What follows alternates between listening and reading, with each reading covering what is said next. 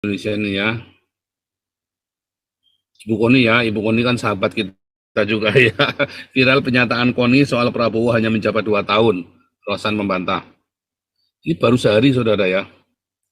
Pernyataan Koni Rahakundini Bakri yang menceritakan pembicaraannya dengan ketua tim TKN Prabowo Gibran, Rosan Ruslani, viral di media sosial. Koni menyebut Rosan sempat membeberkan capres nomor urut 2 Prabowo Subianto hanya akan menjalani jabatan presiden selama 2 tahun jika menang Pilpres 2024. Dalam video yang beredar, Koni mengatakan sempat bertemu dengan Rosan terkait rencananya bergabung dengan TKN. Koni pun mengaku kaget saat diminta Rosan bergabung dengan tim sukses Prabowo Gibran. Saya bilang apa dulu, saya mau tanya, emang Prabowo ini bakal jadi presiden berapa lama? Ini menyampaikan Pak Rosan loh, duta besar kita mantan di Amerika. Jadi rencananya 2 tahun, 3 tahun berikutnya diikuti oleh Gibran, kata Koni. Ya, Rosan buka suara, nggak terima ya. Menurutnya informasi disebut oleh Koni itu bukan berasal dari dirinya. Rosan menyayangkan pernyataan yang dilontarkan oleh Koni. Makanya hati-hati kalau ngomong, saudara ya. Kamu lagi ngomong sama politikus semua itu ya. Hati-hati jangan sembarangan ngomong. Itulah sebabnya saya tuh nggak banyak ngomong ya. Ada orang jelek-jelekin saya pun saya diem. Ya, kita diem saja. Ngomongnya saya yang bicara. Saya nggak ngomong apa-apa masih dituduh, saudara ya. Nah itu loh, hati-hati sama politikus ya. Saya emang nggak percaya politikus, sudah bangsat semua. Mau Ahok, mau siapa, pokoknya politikus itu bangsat semua, saudara ya. Jangan percaya sama politikus. Apalagi kalau baru nyalek.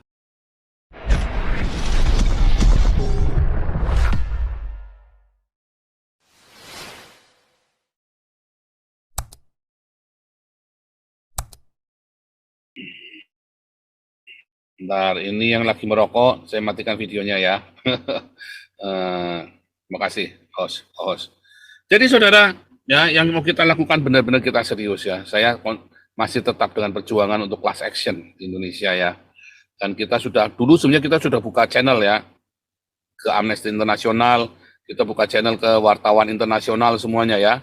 Kita sudah buka channel semuanya. Tinggal kita gerakan lagi, kita hidupkan lagi untuk LBH Kios ya saudara ya. Dan yang luar biasa ya, tim kita masih aktif semua ya. Kalaupun ada yang meninggalkan kita, biarkan saja, nggak usah pusing ya, karena pemberaninya ada di sini saudara ya. Orang-orang pemberaninya, orang-orang inti kita, donatur inti kita juga ada di sini ya. Begitu ya saudara ya. Dan yang luar biasa, di tempat kita masih ada satu orang kompor yang luar biasa ya, Teddy Manguni Permesta, saudara ya. Teddy Manguni Permesta, kompor kita yang luar biasa, yang selalu hadir bersama kita, manas-manasi Pak Toping, sampai Pak Toping mau kena stroke lagi, saudara ya. Awas kalau kena stroke, Pak Teddy saya tempuin nanti lo ya. Awas nih Pak Teddy nih, kerjanya manas-manasi Pak Toping terus. Aduh, kompor. Nih, jadi co-host dulu nih kompornya nih. Oke. Tapi kalau nggak ada kompor nggak rame, Pak Topi ngomong sendiri monolog ngantuk semua, saudara. Harus ada kompornya. Kalau nggak ada kompor ngantuk semua dengerin Pak Toping. Yang penting kompornya kompor gas, Pak. Ya, kompor beleduk kok ya, pakainya. Ya. Iya. Aduh, kalau nggak ada kompornya capek dengerin Pak Toping. Harus ada kompornya jadi menarik ya. Kayak kemarin, jadi nggak usah masuk som lagi. Mana cukup Pak, masuk som Pak. Saya pun jawab, mana cukup jadi masuk som Pak. Memang mau dikompres dulu.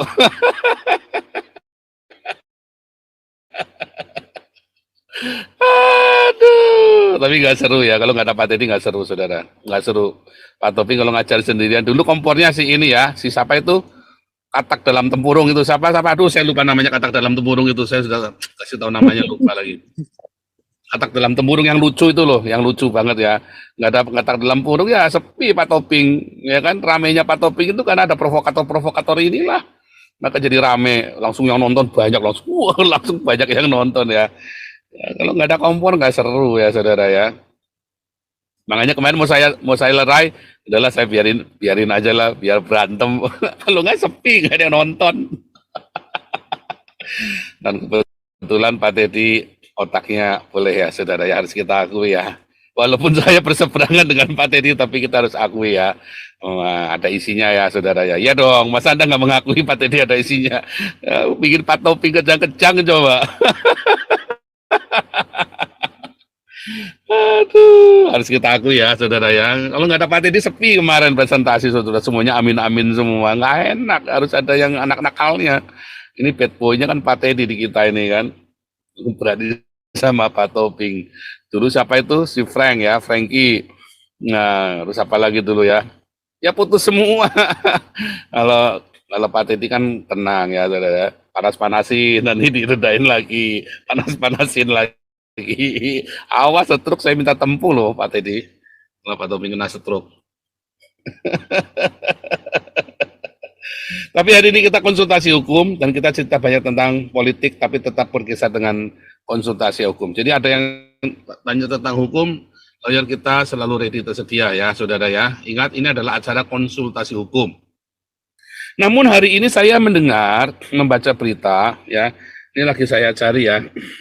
Bentar ya. Ini ya, nah saya bacain ya.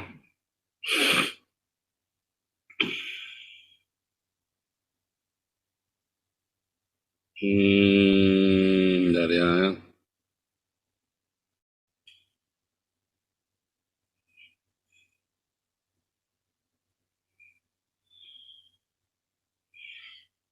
Mana tadi? Ini ya. Rosan denies Prabowo only served 2 years.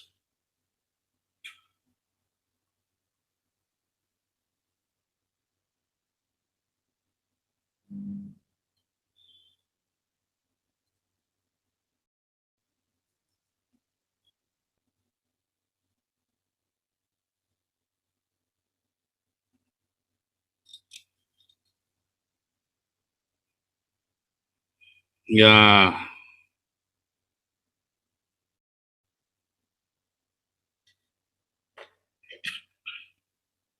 denying. Nah, ini saya nggak tahu ya, karena saya terima dalam bahasa Inggris ya, saudara ya. Mungkin ada dalam bahasa Indonesianya, saya nggak tahu. Denying Prabowo's allegation of only serving for 2 years if ya, jika he wins the presidential election. TKN calls Koni instead ask the deputy minister for allotment. Ya saudara ya, jadi intinya katanya nih kalau Prabowo menang, dia cuma meminta 2 tahun, lalu selebihnya nanti Gibran yang ambil alih, saudara ya. Wah ini apalagi nih saudara ya. Nah ini apalagi nih, kita nggak tahu nih kenapa bisa begitu ya. Nah ternyata itu dari Ibu Koni, mungkin ada ya, mungkin ada ininya ya. Ada Koni Prabowo hanya 2 tahun, mungkin ada ya dalam bahasa Indonesianya ya.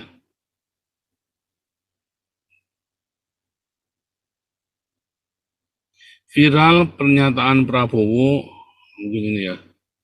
Ini apa nih?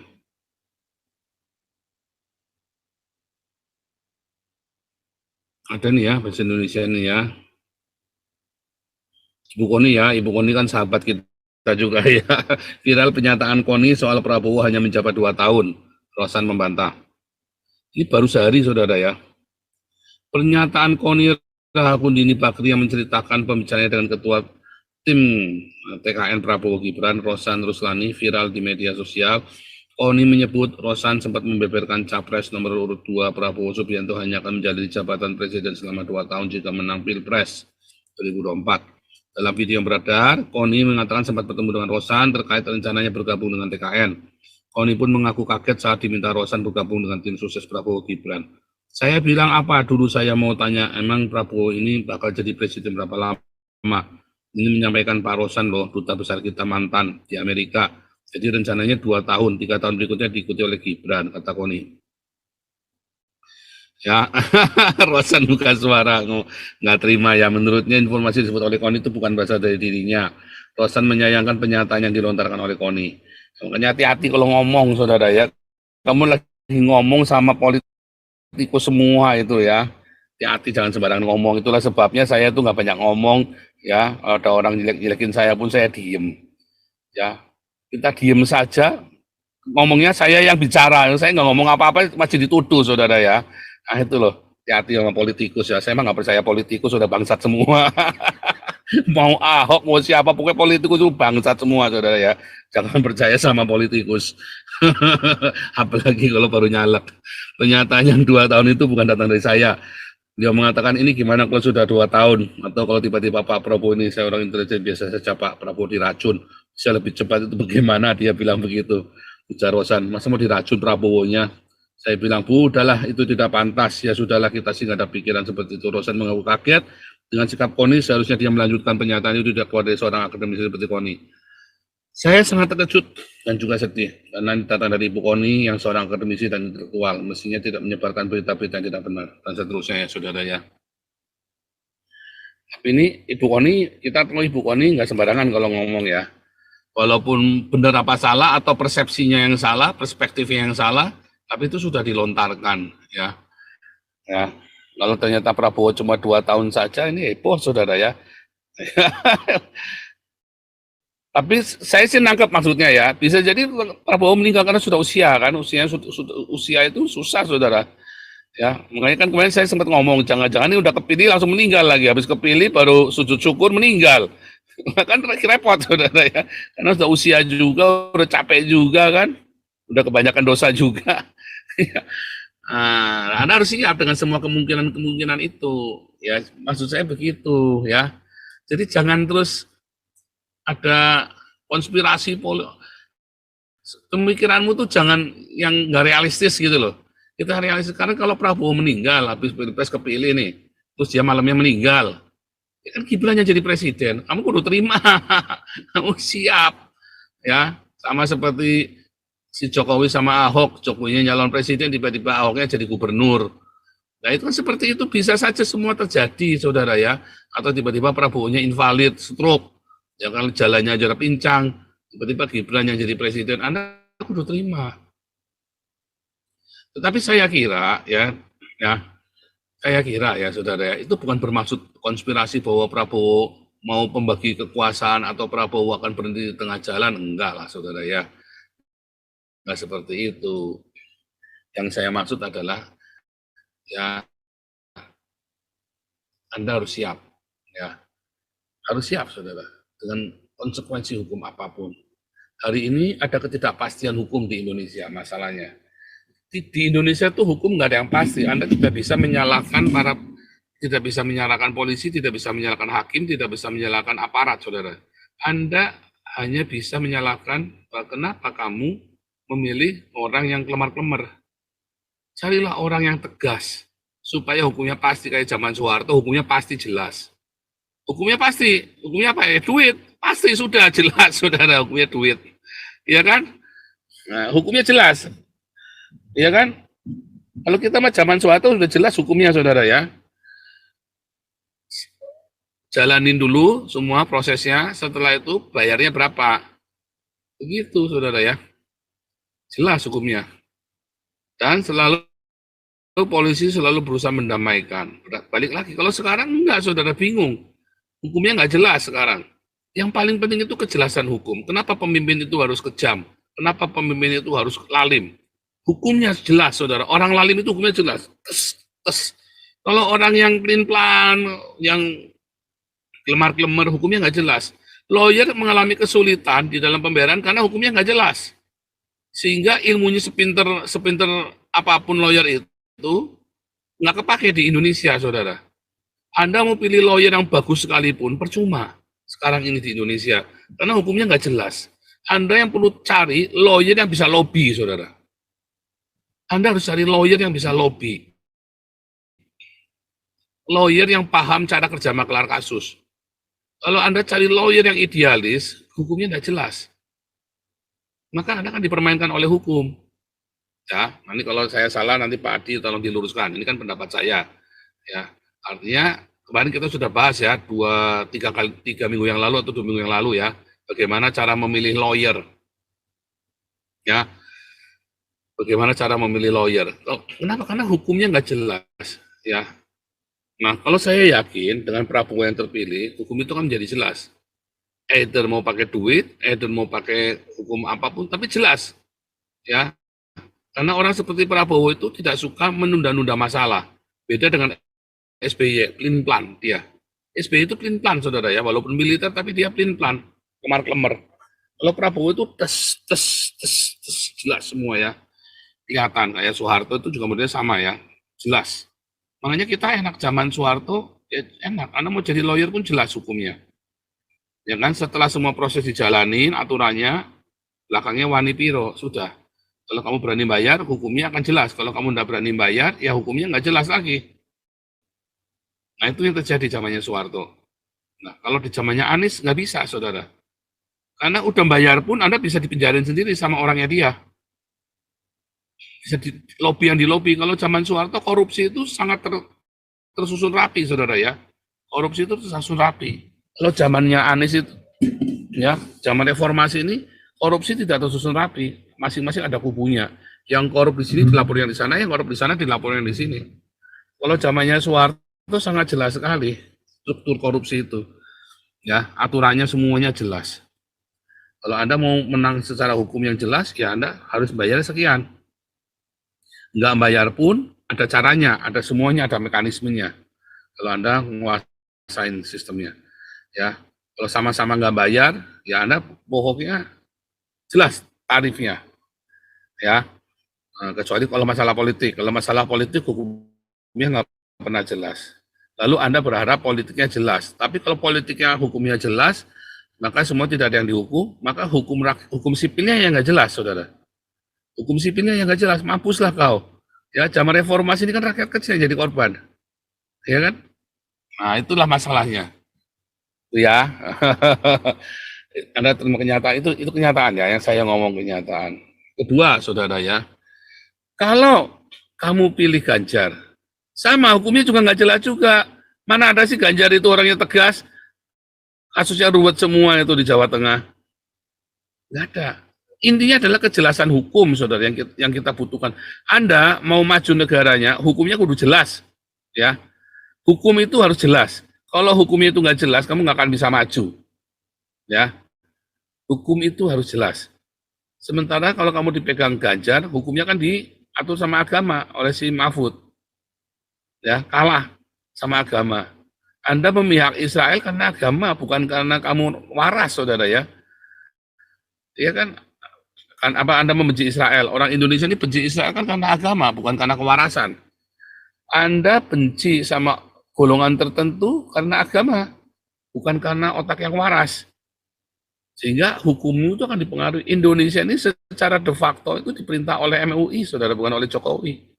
Karena Jokowi itu terlalu takut, nggak berani ngelawan MUI. Ya, dulu kita pikir yang milih wakilnya adalah Jokowi, ternyata bukan. Megawati yang milih MUI, saudara. Yang milih wakilnya itu Maruf Amin itu Megawati, bukan si Jokowi. Mampuslah kau sekarang ngerti kan? Nah, begitu ngerti ternyata bukan Jokowi yang milih si Maruf Amin. Nah, makanya nggak heran sekarang si Mahfud MD lah yang dipilih. Balik lagi ya, hukumnya harus jelas. Kalau hukumnya jelas, enak saudara kalian kerja.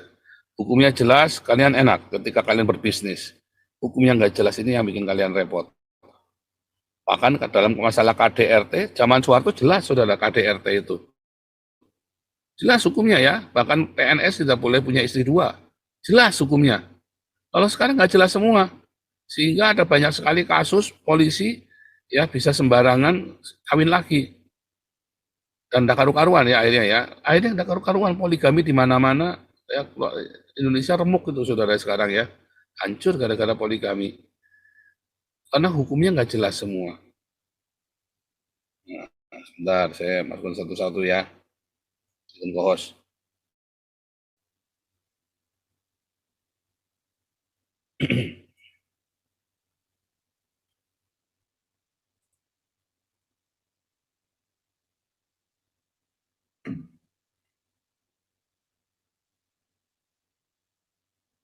Sebentar ya. Ini ya.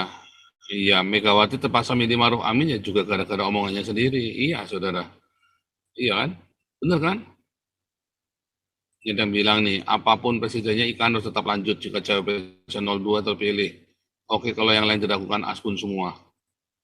Iya, saudara ya. Ibu kota itu harus pindah ya. Kemarin Pak Topi ngajarin bagus ya. Sentra gravitinya harus pindah ya ke IKN. Sebab kalau masih di Jakarta, Indonesia kan dikuasai oleh khilafah. Kalau ke IKN mereka kudu kartunya itu dikocok semua, diulangi lagi, di riset ya. Kan di riset ya.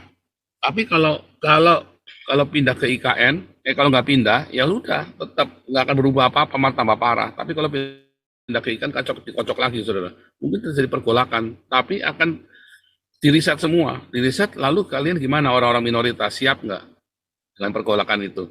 Kalau kalian nggak siap, kayak zaman dulu PKI ya, ketika banyak orang-orang ekskomunis, mereka terus banyak yang masuk gereja, gerejanya nggak siap. Nah sekarang ini kalau terjadi pengocokan ulang kartunya, ya kan, gereja siap apa enggak? Nggak siap, ya, gerejanya nggak siap, gitu ya. Nah itulah kejelasan, ya, pentingnya kejelasan dalam hukum, ya.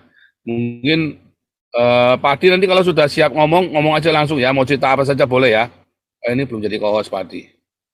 Pak Adi mau ngomong apa saja boleh ya, saudara ya. Nanti langsung masuk bikin tema sendiri juga boleh, mau cerita yang lain juga boleh.